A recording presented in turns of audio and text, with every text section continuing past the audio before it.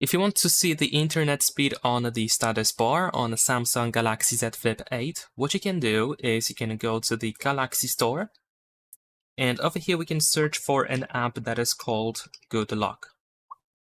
So this is the app that you can download on your phone. It has many different plugins that allow you to customize your Samsung Galaxy smartphone even further. It unlocks many different features.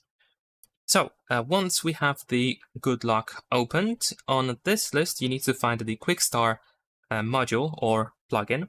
You want to tap on this arrow button on the right side to download the plugin, which shouldn't take too long. And then once it is installed, you want to open it, which should be at the top of the list.